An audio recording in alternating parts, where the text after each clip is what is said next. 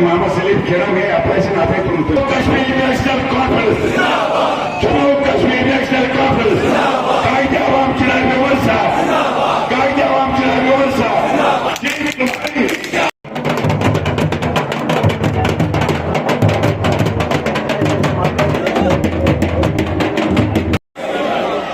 Sayın için cevap.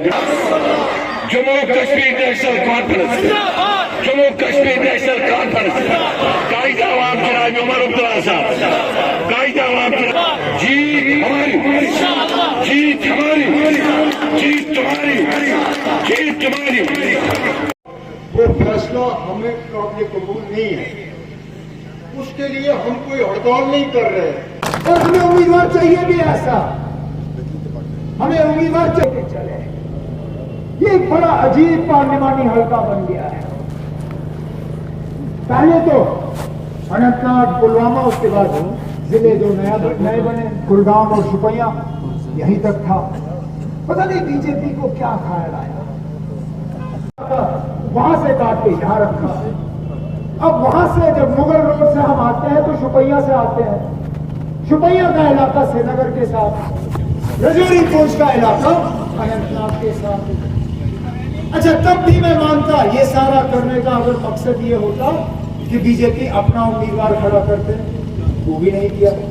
समझाने की या एक्सप्लेन करने की जरूरत नहीं है,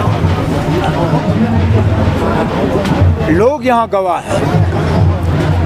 जब कभी खासकर 2014 के नतीजों के बाद हमें यहाँ हालात जो है उनमें खतरा नज़र आया, हमने दोस्ती का हाथ बढ़ाया, लेकिन बार बार जो है उस दोस्ती के हाथ को ठुकराया गया।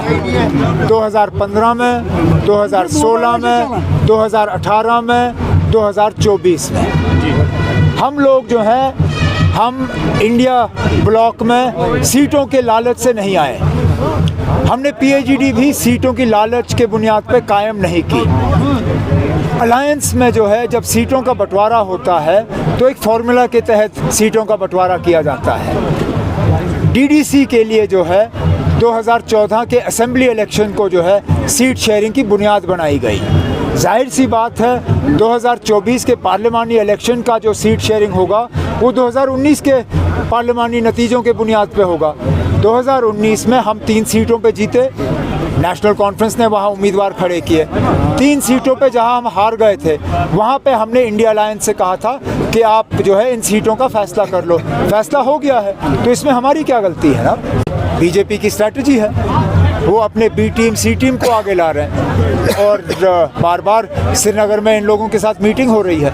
आखिरकार जब चुग साहब दिल्ली से आते हैं और श्रीनगर में मीटिंग करते हैं और वहाँ पे पीपल्स कॉन्फ्रेंस के लीडर को जो है उसको बुलाया जाता है, तो जाहिर सी बात है कि ये बीजेपी की तरफ से जो है इलेक्शन लड़ रहे हैं। निशाना जब होम मिनिस्टर साहब का होता है वो इंडिया ब्लॉक पे होता है, वो नेशनल कॉन्फ्रेंस पे होता है, हमें हराने की कोशिश की जाती है।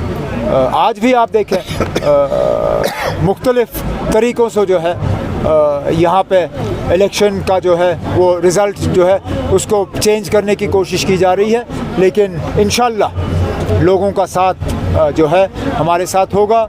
लोगों के वोट जो है वो इंशाल्लाह इंडिया ब्लॉक और नेशनल कॉन्फ्रेंस के उम्मीदवारों को हासिल होगा और तीनों सीटों पे नेशनल कॉन्फ्रेंस की कामयाबी होगी।